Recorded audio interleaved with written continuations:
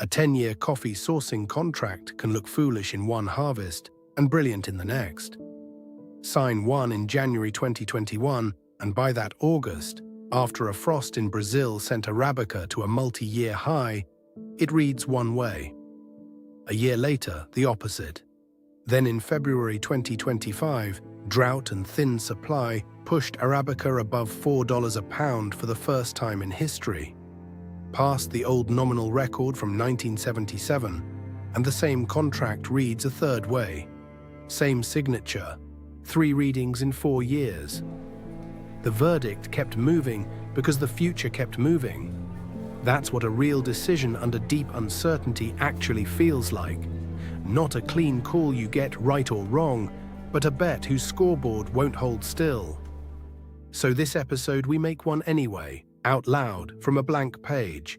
One decision, the whole Module 3 toolkit, start to finish. No slides, no jargon. A square, a timeline, a ladder, and a notebook. Here's the decision. You run a mid-size coffee roaster, a real business, real staff, thin margins. A supplier offers you a long-term deal, lock your beans and your price for years, or stay flexible and ride the market. Lock in and you're exposed if prices crash. Stay flexible and you're exposed if they spike. There is no safe default. Both doors have a trap. And notice already, it isn't the length of the deal that decides which. It's the terms, fixed or indexed price, volume floors, exit rights, that make it protection or a trap. This is the exact situation the whole module was built for. High stakes, genuine uncertainty, no way to predict the answer. So we won't predict it. We'll run the kit. Scan the forces, build the square, backcast the path, stress test it, trace what it sets in motion, and land on a move that survives whichever way the world breaks. And I'll do it at the speed you could do it, a notebook and an afternoon. Watch how fast a fog turns into a decision once you stop staring at it and start running the tools. Start with a 2-minute scan, the Module 2 habit. What forces touch this decision? Climate in the growing regions, freight and shipping costs, currency swings, consumer taste and price tolerance, disease like the rust we saw last week, interest rates on your working capital. That's the board. Most of it we can plan around. 2 forces we can't. Cross the 2 that are both high stakes and genuinely uncertain, and pick 2 that describe different parts of the system, so all 4 combinations stay plausible. 1, on the supply side, is production resilient, diversified and adaptive, or brittle, concentrated and disrupted again and again. 2, on the demand side, do your customers value the provenance enough to absorb gradual increases, or are they price-driven, ready to trade down the moment it's cheaper elsewhere? 4 worlds: resilient supply and loyal buyers, smooth sailing, brittle supply but loyal buyers. Pay the premium. You eat the volatility and your customers stay. Resilient supply but price-driven buyers. Race to the bottom. Beans are cheap and available, but so is everyone and margins get crushed. And brittle supply with price-driven buyers. The squeeze, costs spike and customers bolt at the same time. That's the one that closes roasters. 4 plausible worlds all live at once, and your contract decision plays out differently in each. And watch the real world lean toward one side of the square. Through 2025, the brittle supply row stopped being hypothetical. Arabica set its all-time record above $4 back in February, eased, then climbed above 4 again in the autumn. Historically high all year. Retail coffee prices had jumped sharply in some markets, and big roasters were openly warning customers about hikes. That's the pay the premium corner, maybe drifting toward the squeeze if buyers start to flinch. We're not classifying a finished world, we're reading signals as they tilt. So don't pick a world, pick where you want to stand across them and backcast to it. Say the destination is By 2030, your roaster can survive the squeeze without folding. Walk it back. To survive a squeeze in 2030, you need multiple origins and a flexible cost structure before it hits. To have multiple origins, you build East African and Robusta relationships starting now. The longest lead time is trust with new growers, and that clock is already running. Now try to break the plan. Wildcard. A rust outbreak jumps to your new East African origins the same year Brazil fails. Both baskets hit at once. Pre-mortem. It's 2030 and the roaster folded anyway. Why? You diversified origins but signed rigid fixed-price contracts, so when demand dipped, you were locked into beans you couldn't sell. Or you passed every cost on to customers with no warning and they left in one quarter. The failure wasn't the market, it was the terms. And then what?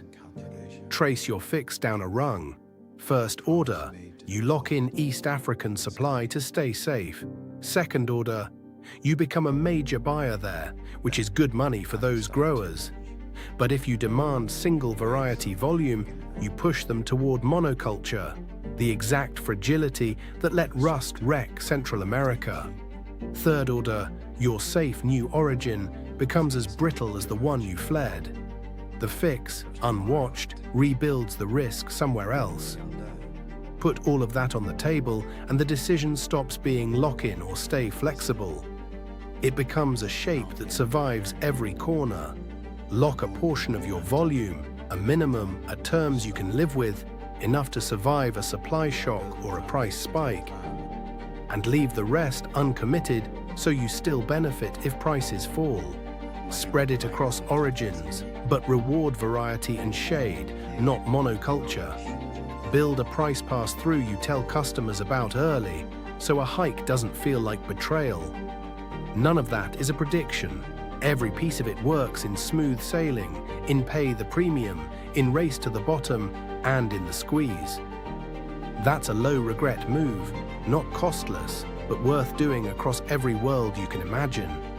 Partial hedging still stings if prices crash. Diversifying adds overhead. What it buys is the big thing. It limits catastrophic regret while keeping you free to change course. And one last step makes it adaptive instead of static. Decide now which signals would change it. A price that stays above a line, customers churning past a threshold, a disease report in a new origin. Then you act on evidence, not nerves. All of it fell straight out of running the tools in order. Look at what just happened. We never predicted the price of coffee. We didn't need to. The square told us the shape of the possibilities. The backcast turned the future we wanted into a move we could start now. The pre-mortem found the terms that would kill us. Second-order thinking stopped our fix from becoming our next crisis. 4 tools, and they run as one motion. And this is the whole of Module 3.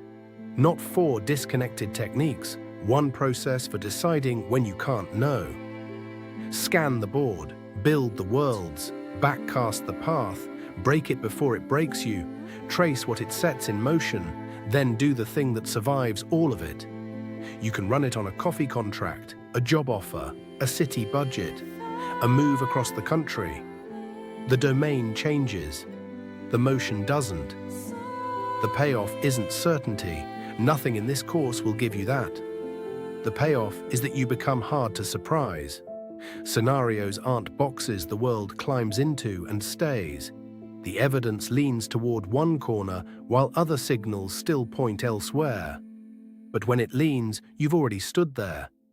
When the shock lands, you already ran the pre-mortem. You're not predicting the future. You've rehearsed it. Back at the start of this module, I asked you for the single biggest unpredictable hinge in your own life, the one you keep flinching away from. If you named it, you already have the first axis of your square. You've watched the whole process run twice now, on coffee. The tools don't care that the example was beans. They'll run on your hinge exactly the same way. So here's the one to drop in the comments, and it's the real assignment of this module. Take your hinge, find its partner uncertainty, draw the square. Then just name the one move that would survive all 4 boxes.